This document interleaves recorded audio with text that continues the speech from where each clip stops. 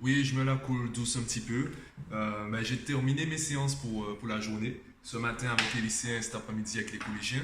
D'ailleurs, j'ai une nouvelle inscription en terminale. Du coup, il me reste une place pour le groupe des terminales, deux places pour le groupe de seconde, première et le groupe des collégiens complet. Aujourd'hui, j'ai mis un peu les points sous les i, surtout avec les lycéens. Je leur ai fait comprendre que je ne suis pas là pour donner des cours de maths. C'est des choses que je dis dès le premier rendez-vous et c'est un peu la différence en fait entre les différentes formules, parce que j'ai une formule sur un mois, une formule sur 3 mois, une formule sur 6 mois. Et ce que je dis aux parents en fait, c'est que dès le premier mois, dès les premières séances, je dis tout ce qu'il y a à dire.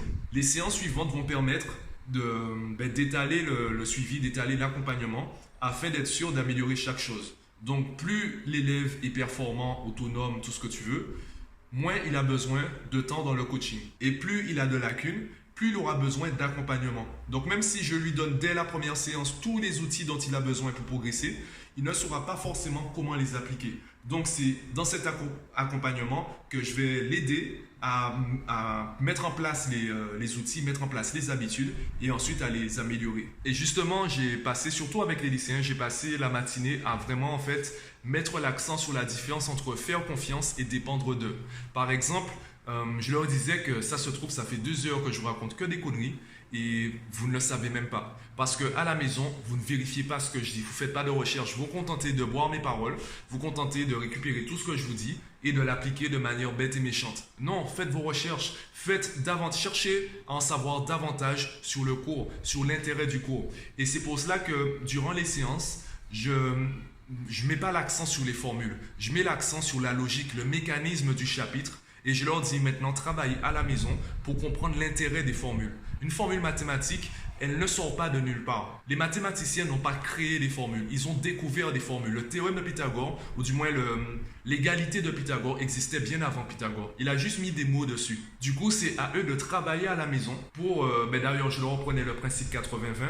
En gros, en fait, il faut que la séance représente les 20% d'efforts qui produisent 80% de résultats.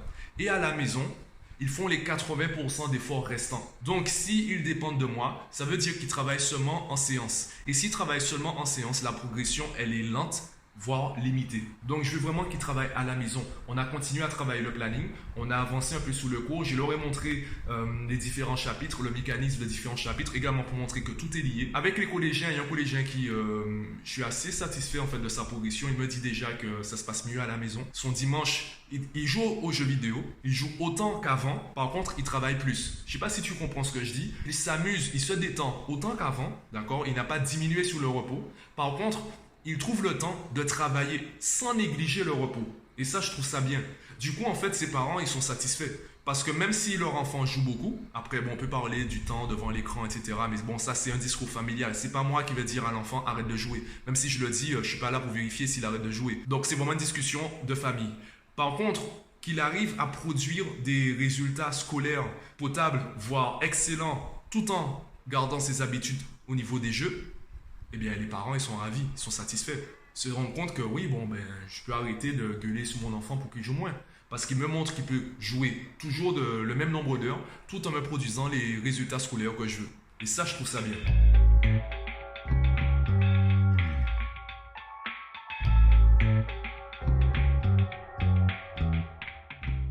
Du coup, on continue le taf. On continue le taf avec eux. On verra en fait quelles sont les nouvelles habitudes à mettre en place ou à améliorer. Je leur ai montré la technique Pomodoro et aussi, je leur ai parlé de ce livre. Donc, les 7 habitudes de ceux qui réalisent tout ce qu'ils entreprennent. Je leur ai parlé de la première habitude, soyez proactifs. Je suis vraiment revenu dessus parce que la plupart, ils sont en mode réactif. Ils travaillent lorsqu'on leur donne du travail. Et je te donne un exemple. J'ai un élève qui m'a dit, je veux devenir psychologue. D'accord? Ça veut dire que là, tu n'es pas en train de préparer ta seconde ou ta troisième ou le bac. Tu es en train de préparer ta vie de psychologue. Si tu veux être psychologue, c'est dès maintenant que ça se prépare. Maintenant, je lui ai dit, tu veux être psychologue, par contre, tu ne veux pas passer à côté de ton adolescence. Tu veux être heureux aujourd'hui et dans 10 ans. Tu ne veux pas sacrifier ton adolescence pour être heureux dans 10 ans. 10 ans, c'est loin. Tu ne vas pas être malheureux pendant 10 ans. Non. Donc, il te faut une planification, une organisation qui te permette d'être heureux maintenant, donc de profiter de ta vie aujourd'hui, le court terme, et également de te préparer pour le long terme. Du coup, c'est ça le planning. Donc, je leur ai rappelé l'intérêt de le faire. Et c'est pour ça aussi que je parle aux familles, parce que si tu es la seule personne de ta famille à mettre en place un planning, c'est un peu compliqué.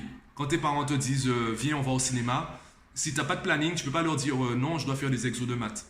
Donc, si tu es en train de faire un planning, ça peut être compliqué de t'imposer face à tes parents à ce niveau. Même s'ils vont l'apprécier. Sauf qu'eux-mêmes, ils n'ont pas forcément ils n'ont pas cette logique, ils n'ont pas cette habitude de se conformer à un planning. Donc, c'est plein de petites choses qu'on va mettre en place. Et c'est pour ça que je dis que ce n'est pas l'enfant qui change, c'est la famille. C'est toute la famille, les habitudes de toute la famille qui doivent changer pour créer en fait un environnement de travail favorable à l'évolution, à la progression de l'enfant.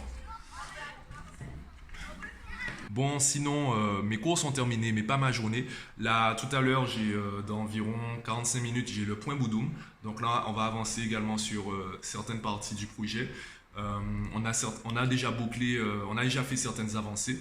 Donc les choses continuent, et je verrai si j'ai le temps de monter le vlog et de le publier aujourd'hui. Sinon, à la base, je t'avais enregistré plusieurs plans tout au long de la journée pour te montrer un peu l'évolution de la journée, cours après cours. Sauf que ce matin, ma tête ressemblait à ça. J'ai eu une allergie là, il y a environ une quarantaine de minutes. Heureusement, c'est arrivé après que les élèves partent.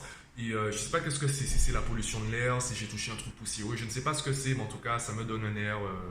Je te rassure, je ne suis pas triste. Du coup, j'ai supprimé les plans et je les ai refaits cet après-midi, puisque là, comme tu peux le voir, hein, mes yeux vont beaucoup mieux et ça donne le vlog que tu es en train de voir.